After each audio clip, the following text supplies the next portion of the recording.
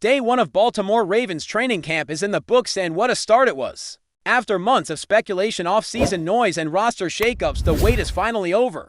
Pads are on, cleats are digging into turf, and the energy, it's electric. The Ravens are back in action, and there's no mistaking it, this team looks hungry.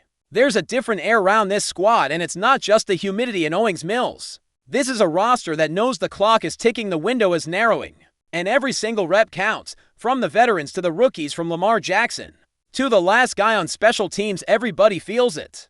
It's Super Bowl or bust, and Day 1 already set that tone loud and clear. Let's start right where the spotlight landed, the new additions. And let me tell you, these guys didn't waste a second. They came out swinging, and nobody made a louder statement than Jaire Alexander. First day in a Ravens uniform, and he looked like he'd been there for years. You could just see it in the way he carried himself, the way he flew around the field, and the way he locked receivers up like he was closing shop early. He wasn't just making plays, he was setting a tone. Multiple pass breakups, including one on a high-pointed sideline throw intended for Dayton Wade. He climbed the ladder, swatted the ball out of the air like it was nothing, and then hit that signature seatbelt celebration. You know, the one he straps and lets everyone know the ride's over. Buckle up, because if Day 1 is any indication, we're gonna be seeing a whole lot of that this season. John Harbaugh took a moment to shout that play out, and for good reason. According to him, games are won and lost on the outside, those tight windows down the sideline, where the margin for error is razor thin, and Jaire didn't just show up, he dominated. That kind of impact on the very first day of camp after not participating in spring workouts speaks volumes. It's not just about his coverage skills, it's about the attitude he brings, that edge, that swagger that fits right into this Ravens defense. A defense that's been built on pride, aggression, and making you earn every yard. Jaire's bringing that back, and Baltimore fans are gonna love it. What's even more impressive is knowing what he fought through to get here. This wasn't just a guy changing teams, he came in with something to prove. Coming off a PCL injury that didn't get the proper rehab, that had people whispering past his prime. Can't stay healthy, all that noise. And what does he do? Shows up, shuts everyone up, and lets his play do the talking. That's veteran savvy, that's hunger. That's a man on a mission, and the Ravens might have just gotten the version of Jaire that the league forgot about, the version that can still lock up W or 1 South and flip the field by himself. Day 1 he set the bar high. The challenge now is consistency. But if this is what we're getting out the gate, it's gonna be a fun ride. Now, if Jaire was the tone setter, Adree Hopkins was the one who balanced the scales. And yeah, you heard that right. Hop is in Baltimore, and he's already doing Hop things. He had himself a moment against Jaire too. It was a beautiful back shoulder ball in tight coverage. Hopkins went up, showed off those hands we've all seen for over a decade, and hauled it in. And even Jaire had to show respect. Little bow, little dup to veterans recognizing game. That mutual respect is what football is all about. You know they're gonna battle all camp long, and if that's Day 1, sign me up for the rematch. Every day of the week, it's not just about highlight catches. Though, Adree brings something to this offense that's been missing for a while: reliability in contested catch situations.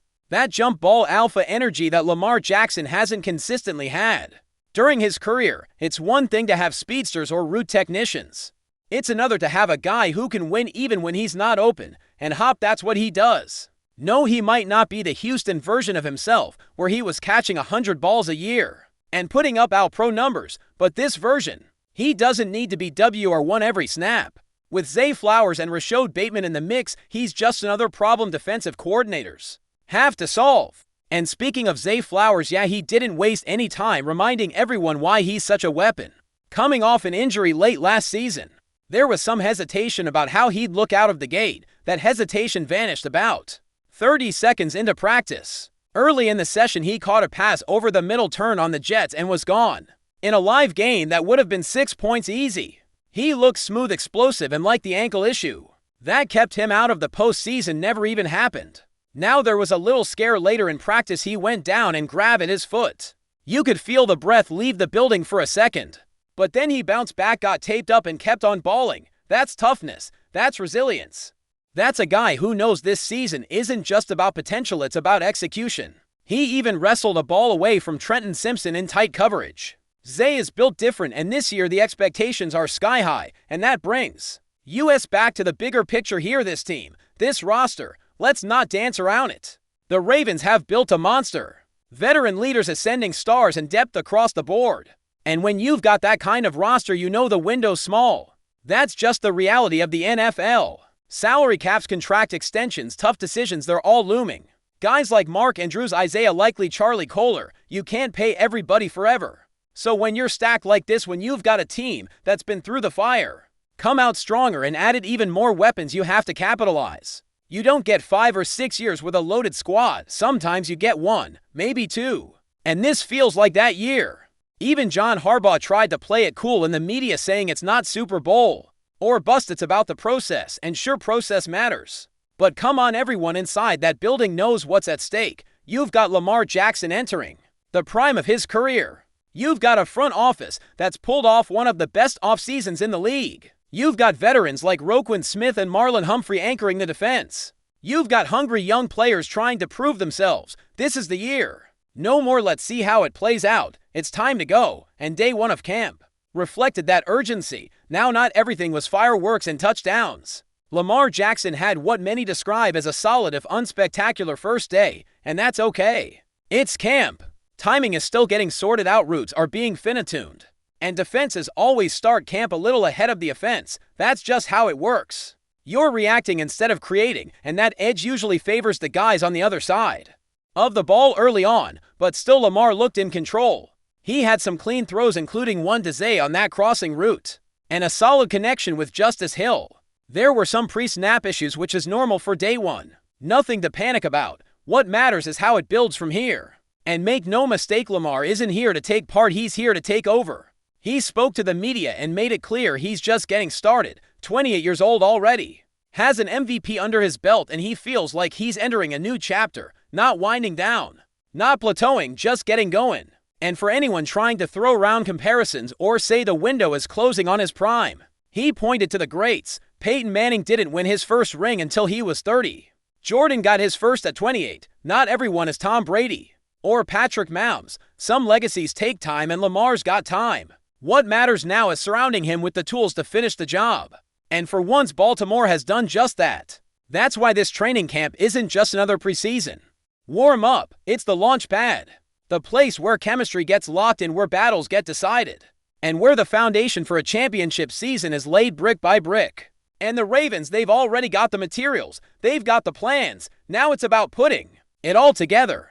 Coming up, we'll dive deeper into how the rest of the team looked, from the kicker competition to other camp standouts, and what Lamar and the rest of the crew had to say after practice. But one thing's clear already, the Ravens aren't here to mess around this year. Day one made that loud and clear. One of the most closely watched position battles in Ravens camp this year isn't at wide receiver or cornerback, it's at kicker, and that's not something you say very often. For years, that job belonged to the undisputed king of the position, Justin Tucker. But now, with Tucker no longer in the picture, it's wide open. And if you think replacing a future Hall of Famer is no big deal, think again. Field goals decide games, extra points swing momentum, and whoever wins this job will be walking into some of the highest expectations you can imagine. Day one brought us a taste of what that competition might look like. Tyler Loop, the presumed favorite, came out and delivered. Perfect, 6 for 6. All from inside 40 yards. Not exactly booming 55-yarders, but solid, clean, and composed. He did what he needed to do. John Hlan, the other leg in the battle, went for 5. His one miss came from 40, and while it's not the end of the world, it shows you how tight this race is going to be. There's no margin for error. And the thing about kicking battles, it's not just about leg strength. It's not just about accuracy. It's about consistency. It's about mindset. Can you make the kick when it matters? Can you forget the miss and come back stronger? Loop had a shaky end to spring practices. The narrative was starting to turn. But here on the first day of real camp, with the pressure on, he locked in. That's how you make a statement. But this battle is far from over. Special teams periods are now must-watch. Every rep counts. And once the joint practices start, especially those coming up against the Colts and Commanders, things will get even more real. Different defense, new pressure, louder environments. That's when we'll see what these guys are really made of. It's one thing to nail a few kicks at home. It's another to do it when your job's on the line and the guy across from you is trying to take your roster spot. And speaking of job battles, let's talk backup quarterback. Because if you thought that was settled when Baltimore brought in Cooper Rush, think again. Yes, Rush comes in with experience. He stepped up for the Cowboys when Dak Prescott was hurt and managed the offense well. He was steady, made smart throws, didn't turn the ball over. That's what you want in a backup. But Baltimore is not Dallas. This isn't a timing-based quick throw system built around short drops and pocket movement. This is Lamar's world, and in Lamar's world, things move differently. You've got to adjust on the fly. You've got to extend plays. You've got to thrive in organized chaos. And for Cooper Rush, Day 1 made it clear this might take some time. There were moments where the offense just looked a step behind. Pre-snap confusion, missed alignments, some hesitation on deeper throws. And while it's early, that margin matters. Because right behind Cooper Rush is Dion Leary, and he's not just here to wear a jersey. He's pushing, and he's gaining fans. Inside the building, the arm talent is there. The mobility is intriguing. He fits the style. So now the narrative shifts. This isn't Cooper Rush's job to lose. It's an open competition. And don't get it twisted. The ideal scenario is that none of this matters. The goal is for Cooper Rush or whoever wins the job to hold a clipboard for all 17 games. But in this league, especially with a quarterback like Lamar who takes on so much, you need that security. And the backup role isn't just about availability, it's about adaptability. Can you step in without the whole offense changing? That's the challenge, and this battle is just heating up. Now back to Lamar Jackson. Because if there's one name everyone in Baltimore, and honestly across the league, wants to hear about, it's number 8. So how did he look on day 1? Solid, efficient, in command. Was it jaw-dropping? No, but it didn't need to be. He finished 7 for 12 in 11 drills and 6 for 9 and 7 and 7. No picks. No major mistakes. Just clean work. A few missed throws, a few miscommunications, things you expect when the pads first come on. But the chemistry with Zay Flowers still there. The quick hitters with Justice Hill sharp. This is a veteran quarterback who knows what he's doing. And more than that, he knows how to build. Lamar isn't trying to win training camp MVP. He's laying the foundation for January, after practice. He met with the media and dropped a line that's been making the rounds. I'm only 28. I'm just getting started, and that hit different. Because for all the noise about playoff records, about injuries, about windows, Lamar is still entering the prime of his career. This isn't a quarterback on the decline. This is someone who's evolved every single year, who's answered every doubt, and who now finally has a roster around him that can go toe-to-toe with anyone in the league. You can hear it in his voice, the urgency, the belief. He's not here to talk legacy. He's here to finish the job. And that job, it's more possible now than it's ever been, because this defense is no joke. Day 1 reminded everyone why this unit has the potential to be the best in the league. Roquan Smith was everywhere. Justin Matabuik, coming off a monster season, looked like a wrecking ball again. Even Malachi Starks, the rookie safety, showed flashes. There's a speed to this group, a physicality, a swagger. It's Ravens defense the way it's supposed to be: violent, discipline, and relentless. When your own offense is struggling to get clean looks in practice, that's a sign, not of problems, but of pressure. And pressure creates greatness. One player who turned heads was Jalen M. Davis. Talk about making the most of your opportunity. He had a textbook pass breakup on a deep shot downfield, then followed it up with another play where he simply walled off the receiver from the ball. Technique, timing, and trust in his reads. That's how you climb the depth chart in this league. And it wasn't just him. Keaton Mitchell, back from injury, looked like he had that burst again. The same burst that made fans fall in love with him during his rookie season. He did have one drop that would have been a touchdown, but that's what camp is for. Work out the kinks, find your rhythm, and show you belong. That's what he's doing. Of course, there are still wrinkles. The offensive line had some miscues. Communication wasn't always clean. And there were a few too many pre-snap penalties. But that's camp. That's what these days are for. Get the sloppiness out now, so that by the time Buffalo rolls into town in week 1, everything's crisp. Everything's locked in. The foundation is what matters. The flash can come later. And maybe that's the most important part of all this. Day 1 isn't about perfection. It's about trajectory. It's about setting the tone. And if you're a Ravens fan, the tone coming out of Owings Mills is loud and clear. This team is focused. It's united, and it knows exactly what's at stake. The championship window isn't some distant goal. It's now, not next year. Not when contracts get figured out. Not when another draft class comes in. Now. And every padded practice, every team period, every rep in the film room, it all builds toward that. This isn't just hype. This is a team that's been through heartbreak, been through letdowns, been through years where they had to make do with less. And now, for the first time in a long time, it feels like everything is aligned. From the front office to the coaching staff to the quarterback to the locker room, this is the moment. Will it lead to a parade in February? We'll find out. But what we know right now today after just one practice is that they're not shying away from it. They're embracing it. And when your veterans are making statements, your rookies are stepping up. And your quarterback is saying he's just getting started, man, you can't help but feel like something special is brewing. And this is just day one. There's still a long road ahead, more practices, preseason games, roster cuts, injuries to avoid, matchups to prepare for, but the message has been sent. The Ravens aren't easing into 2025, they're sprinting toward it, and if this first impression tells us anything, it's that they're ready for war. Before we dive in, don't forget to hit that subscribe button and give this video a thumbs up. Your support keeps us bringing you the latest news on the Baltimore Ravens, and hey, drop your take in the comments below. We want to hear from the flock. Whispers are growing louder in the NFL world as the possibility of Myles Garrett making a move to the Baltimore Ravens sparks intense speculation. Known for his monstrous presence on the edge, Garrett's potential arrival could shake the very foundations of the Ravens' defense and reshape the AFC North landscape. Myles Garrett, a dominant force at the edge, has been one of the league's most feared pass rushers since he entered the NFL.